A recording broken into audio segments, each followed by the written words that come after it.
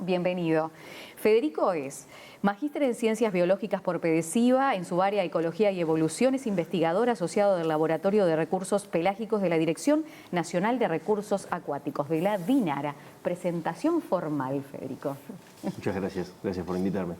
¿Cómo vas observando primero para comenzar la expectativa que se va generando con el Sub-200, ¿no? Porque la verdad que tanto en Argentina como aquí en Uruguay estamos todos colgados. Y sorprendido y agradecido, creo que es lo que más nos gusta a todos nosotros como biólogos, especialmente los que trabajamos en el mar.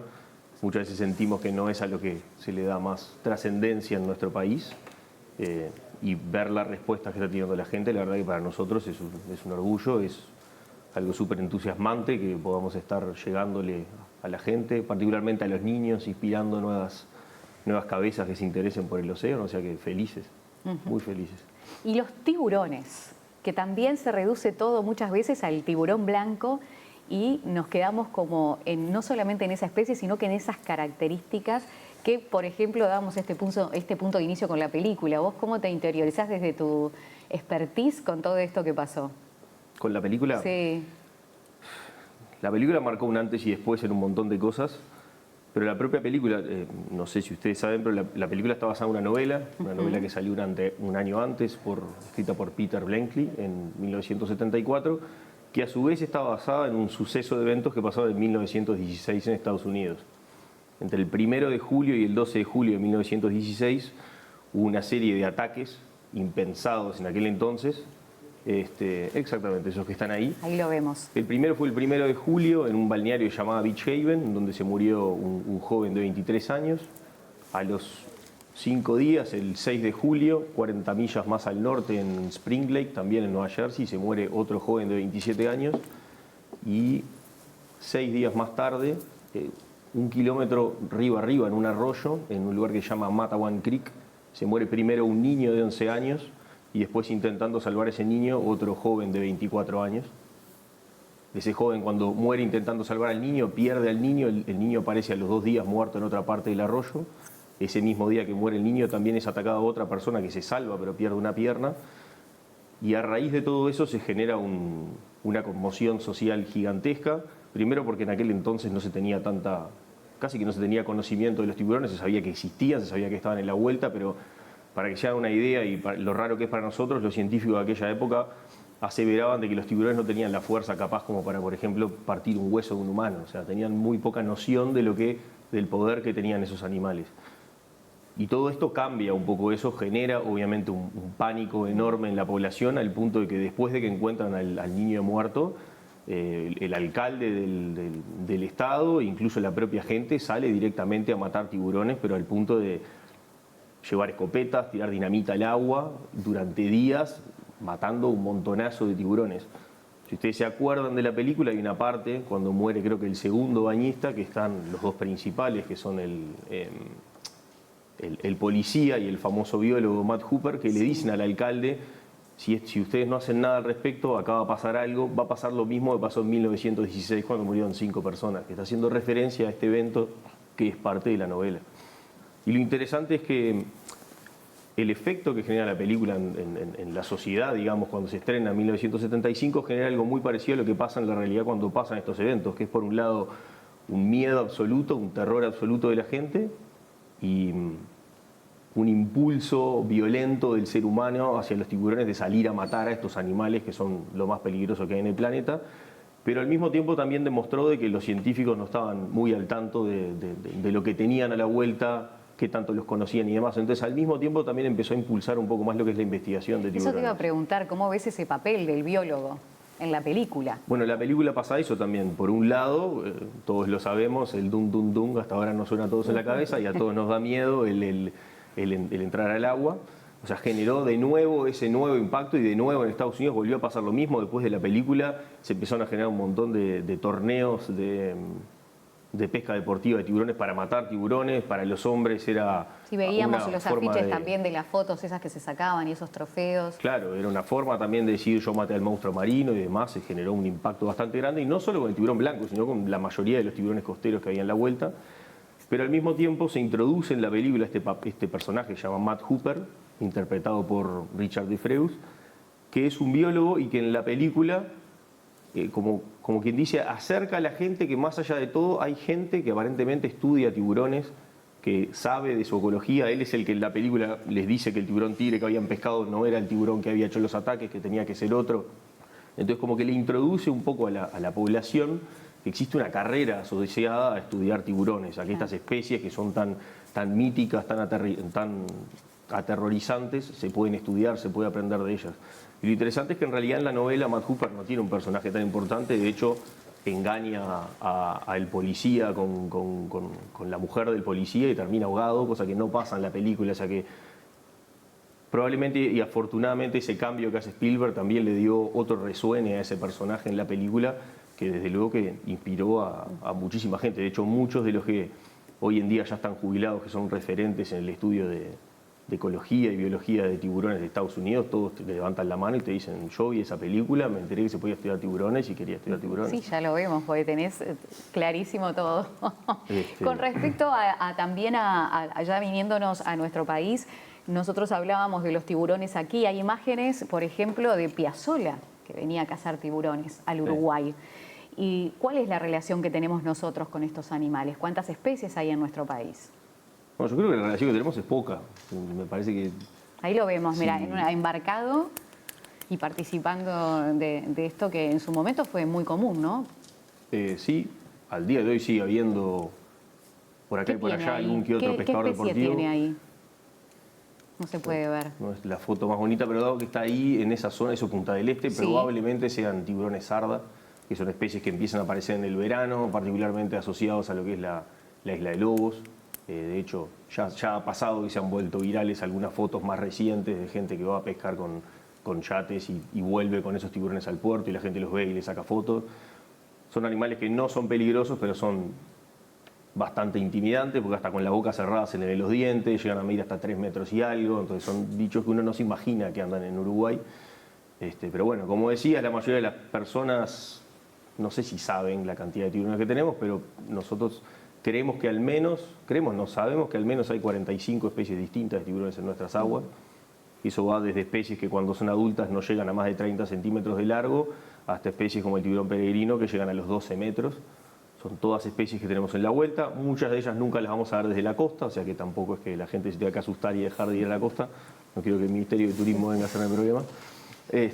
Pero sí hay especies de tamaño importante que en determinadas épocas del año, y particularmente lo que es nuestro litoral este, Maldonado, Rocha, eventualmente Canelones, dependiendo de las intrusiones salinas y demás, se pueden llegar a ver tiburones en la costa. Sí, en Rocha, Punta del Diablo, por ejemplo, ahora no se ven tanto, pero antes era común ver las mandíbulas de tiburón, ¿no? No sé de qué especie eran, no eran muy grandes. Sí, de hecho sigue siendo relativamente común, pasa que está asociado a una época que por lo general va desde lo que es octubre hasta febrero, principios de marzo, como muy, muy tarde, en donde en particular esa especie que veían que estaba en el barco de Piazzolla, Carcarias taurus o sarda, como le decimos nosotros, que hay veces que se confunde porque los españoles le dicen sarda a otra especie que es el tiburón toro, entonces cuando buscan sarda en Wikipedia les sale el tiburón toro y leen que se mete en los ríos y esa no es la especie que tenemos nosotros, eso genera mucha confusión. Pero es una especie que está en la vuelta, es una especie migratoria que está entre el sur de Argentina y la altura de Río de Janeiro en Brasil, y que en esa época del año se asocia mucho a los islotes de la Coronilla, entre otros lugares, Cerro Verde, toda esa zona de ahí, y hay una época en que zafralmente algunos pescadores lo buscan para vender la carne. Y por la época en la que vas ahora a la expedición, ¿cuáles crees que seguro vas a encontrar? Bueno, seguro no sé, no se han visto muchos tiburones. Hasta el momento el único tiburón que vimos nosotros en las filmaciones es el tiburón lija, que se vio en una de las primeras inmersiones, que era de las que son como menos profundas, ahí estaban como a 135 metros. ¿Por qué se llama así? Se llama tiburón lija porque si bien todos los tiburones tienen su piel, Es esa imagen, ¿no? es ese chiquito que va Fue una ahí. emoción para todos cuando apareció por ahí. Sí. A esas profundidades teníamos un poco de esperanza de verlo, es una especie que es común en ese tipo de profundidades. Se le llama tiburón lija porque todos los tiburones tienen una cosa que llaman dentículos dérmicos, que son como mini escamitas que tienen en la piel, que básicamente le recubren toda la piel. Ese particularmente tiene dentículos súper pronunciados, entonces al tacto, especialmente a contrapelo, por así decirlo, es literalmente una lija. y de ahí su nombre. Es una de las únicas 2 especies de tiburones que tenemos en Uruguay que ponen huevos, todas las demás paren a las crías vivas. Y es una especie que no llega a medir mucho más de 90 centímetros de largo, 80 y algo de centímetros de largo. ¿Vos dijiste que se le usaba? Sí, supuestamente hace muchísimo tiempo, estamos hablando siglos en el pasado, la piel de este tipo de tiburones se utilizaba para afilar cuchillos, otras herramientas. Y yo no sé si no llegó a ser en algún momento utilizada la piel seca para las agarraderas de los sables. Decías que no había mucha expectativa de encontrarse con tiburones, ¿es por la época del año o bueno, porque la depredación hace que haya menos? No, para nada. De hecho, sabemos que hay muchas especies de tiburones de aguas profundas, o sea, podría nombrarles un montón que podríamos ver y que espero ver, todavía faltan días, tenemos chance de verlas todavía, ojalá las veamos. Lo que creo que puede pasar en cierto modo, además de que no tienen la abundancia de, por ejemplo, los congrios que estábamos viendo ahora, es que son animales que son un poco más activos y yo no sé hasta dónde quizás las actividades del robo con esas luces y todo no los intimida un poco y son un poco más elusivos, entonces es más difícil de verlos.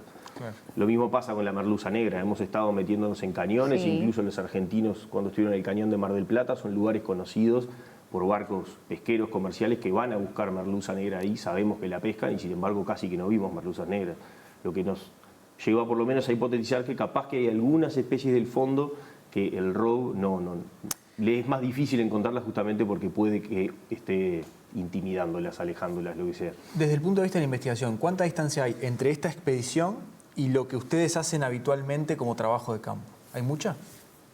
Es colosal la diferencia. Tenemos la suerte en realidad como país de tener, más allá de que por momentos esto pareciera de que es como un hito y desde luego que lo es por la tecnología que nos brinda este barco y demás, pero por momentos pareciera que es un hito como que Uruguay está empezando a hacer ciencias oceánicas y la realidad es que tenemos un linaje de décadas de hacer ciencias oceánicas, particularmente asociada a los buques científicos que tuvo la DINARA, antes el INAPE y el SOIP.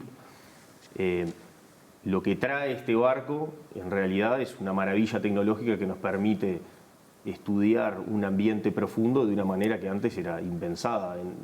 Hace tiempo varios de estos arrecifes de corales de aguas profundas que están apareciendo no es que son un verdadero descubrimiento que no nos esperábamos encontrar. Ya había habido anteriormente, una de ellas en el 2010, en un buque de investigación español que se llamaba Miguel Oliver, ya trabajando con otros tipos de metodologías, con redes, con rastros, ya habíamos encontrado, yo no, en realidad, científicos habían encontrado indicios de corales formadores de arrecifes de aguas profundas, entonces ya teníamos información, no veníamos a ciega, de hecho por eso esos puntos que eligieron los investigadores principales, Álvar, Leticia, Fabricio, no están puestos al azar, estamos yendo particularmente a lugares que sabemos que vamos a encontrar cosas y lugares que creemos por las condiciones de los fondos que deberíamos encontrar cosas interesantes, pero desde luego que la posibilidad de tener un robot que filma en la calidad que filma, con el zoom ese que todos vimos que es una cosa de locos y con toda esa tecnología de tomar muestras y demás, es una manera completamente distinta de poder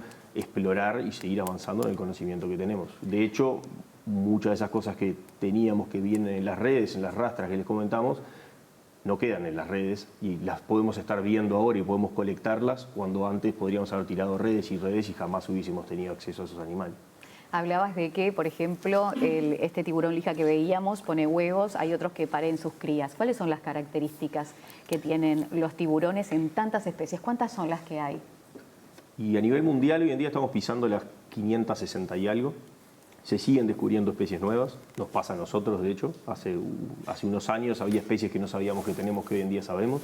Es una de las razones por las que a mí y a otros nos entusiasma esto. Como le decía, no va a ser lo más fácil del mundo ver tiburones, pero la esperanza no la perdemos. Y si vemos cosas ahí abajo, hay grandes chances de que sean especies nuevas, ya sea para nosotros o para la ciencia. Y características, es un mundo grande. Sí. No parecen mucho 560 especies cuando se las compara con las más de 10.000 especies de peces óseos que hay. Pero sin embargo tenemos desde especies que ponen huevos, especies que paren, especies que las crías se comen entre sí dentro del útero y nace una sola por útero, especies que literalmente se clonan la necesidad de copular con machos y tienen clones, literal. Mira, estamos viendo imágenes ahora en vivo. ¿Qué son esos que vemos ahí? Eso que vemos ahí son unos peces que se llaman congrios. Sí.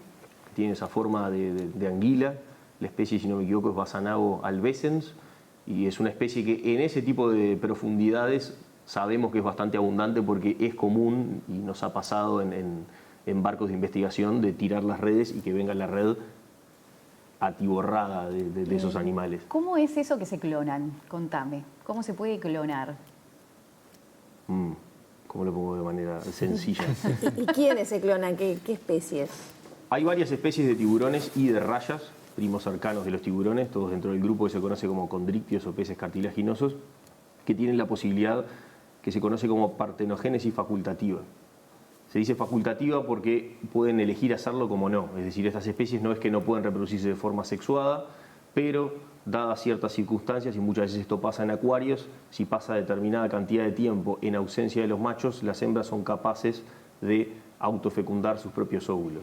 Durante una de las etapas de la meiosis, que quizás recuerdan de biología celular, cuando se van generando las células germinales, hay en una de las últimas divisiones terminás con lo que es un óvulo, que es el famoso óvulo de las mujeres, y un cuerpo polar que desaparece. Ese cuerpo polar que tiene la otra mitad de cromosomas del cuerpo de la mujer, por así decirlo, se vuelve a fusionar con el óvulo, se vuelve a tener los 23 pares de cromosomas y se empieza a desarrollar el desarrollo embrionario en base literalmente al mismo ADN que tiene la madre. Entonces, las crías que van a salir de ahí básicamente son copias genéticas de su propia madre, o sea que también naturalmente todas las crías que va a tener esa tiburón o esa raya van a ser todas hembras, no va a haber machos.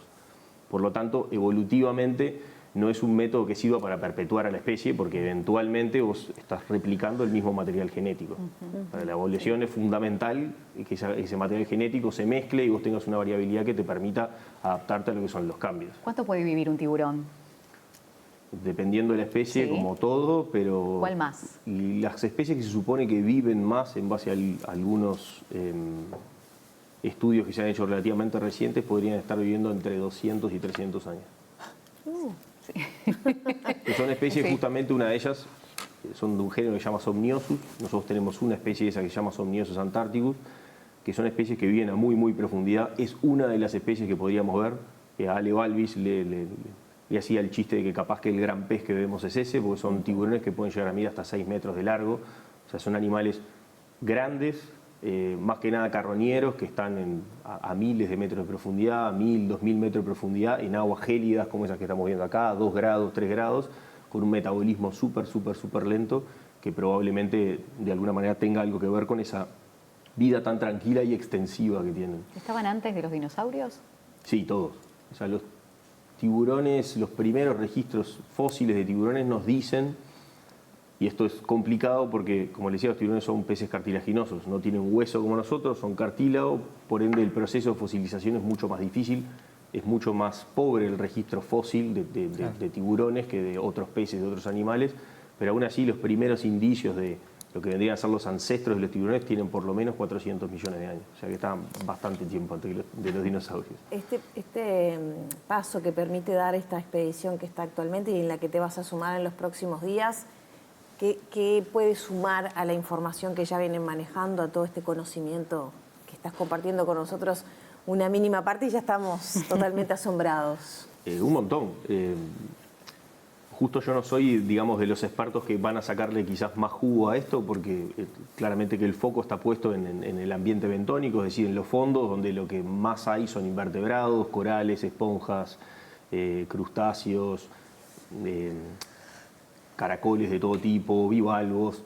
Pero bueno, la gente con la que tengo el privilegio de trabajar arriba del barco y también a veces acá en tierra también, ya están hablando de que en lo poco que va de la campaña probablemente ya tienen por lo menos 15 o 20 especies que son nuevas para la ciencia. O sea que imagínense, todo esto es un trabajo de hormiga. Hoy en día lo que vemos es un robot que baja, filma, con los bracitos agarra cosas que llegan a tierra, pero todo eso después tiene por detrás un montonazo de laburo que implica acondicionar todas esas muestras, después llevarlas a lo que va a ser el Museo de Historia Natural. El trabajo sigue después. Y eso van a ser décadas de trabajo que van a involucrar a la gente que está arriba del barco, a gente que está en tierra y probablemente a mucha gente que hoy es chiquita y está mirando esto y diciendo, ¡pah, qué bueno esto, yo quiero hacer esto cuando sea grande! Y bueno, capaz que tiene la suerte de trabajar con alguna de estas cosas.